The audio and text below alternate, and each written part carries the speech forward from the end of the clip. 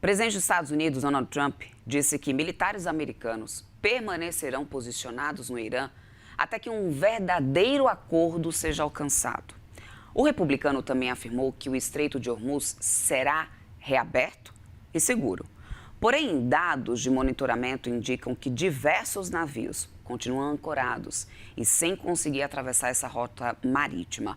Assunto para o nosso analista sênior de internacional, Américo Martins, que chega agora aqui já ao vivo com a gente na nossa programação. Américo Martins, meu querido, já cantávamos a bola sobre essa fragilidade desse cessar-fogo. E hoje parece que a ficha agora caiu para o mercado, né? O cenário já reverteu, a cautela já prevalece, porque a gente tem Estados Unidos dizendo uma coisa, o Irã dizendo outra, junto com o Paquistão, em relação ao Líbano.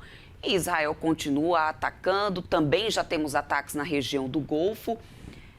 E até quando, então, a gente deve ter os Estados Unidos mantendo esse discurso de cessar-fogo temporário, meu querido? Bom dia para você.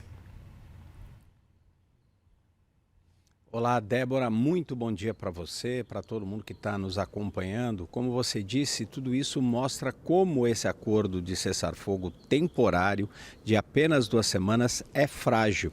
Mostra também que as dificuldades para se chegar a um acordo definitivo, como quer o presidente Donald Trump, são também imensas.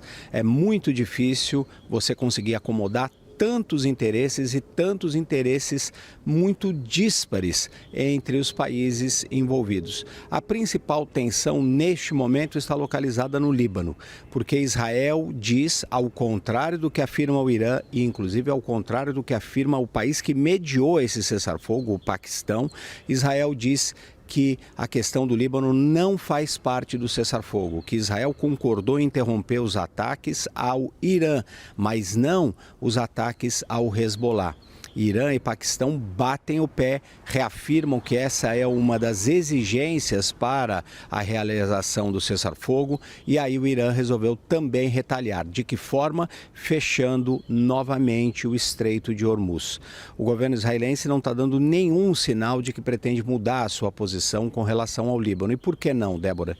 Porque o primeiro-ministro Benjamin Netanyahu acredita que essa é uma oportunidade ímpar para Israel de fato enfraquecer, se possível até eliminar a parte militar do Hezbollah. O Hezbollah é um grupo radical associado ao Irã, mas que também é um partido político, também é um movimento civil no Líbano. Eles têm, inclusive, representação no parlamento libanês. O que Israel quer é enfraquecer o seu braço militar o máximo possível. Hoje, inclusive, Israel assassinou num dos ataques o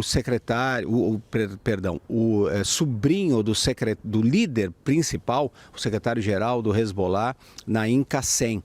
O secretário dele, esse sobrinho, era importante também dentro da hierarquia do Hezbollah e mostra que Israel continua na sua campanha tentando enfraquecer o máximo possível esse grupo radical. O Irã, no entanto, diz que se Israel não interromper os ataques, o Estreito de Hormuz vai continuar fechado e essa é uma condição essencial para que o cessar-fogo continue. O próprio presidente Donald Trump disse que só concordava com o cessar-fogo se o Estreito de Hormuz fosse reaberto. Agora existe uma pressão internacional, inclusive, sobre Israel.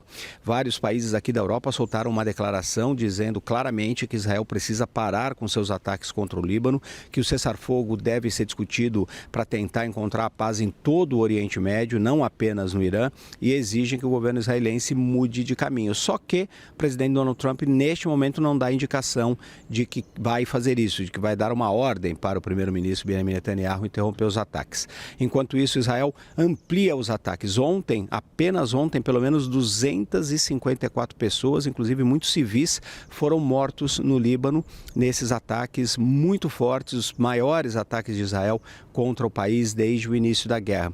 Então, tudo isso vai criando um clima de má vontade, Débora. Por isso que os mercados reagem tão negativamente, porque eles veem o que está acontecendo na prática. A violência continua, nesse caso no Líbano, com os ataques israelenses, mas também com ataques, óbvio, do Hezbollah, que deu início a esse conflito específico entre Israel e o Hezbollah, ao agir em solidariedade ao Irã, e também com, principalmente, o fechamento do Estreito de Hormuz. Os aplicativos que monitoram o tráfego marítimo mostram que hoje, nesta quinta-feira, nenhuma embarcação passou pelo estreito, porque, claro, o Irã declarou que ele estava fechado e ameaça atacar petroleiros, graneleiros e outras embarcações. Ontem pela manhã a gente teve alguns navios que conseguiram passar sem nenhum problema.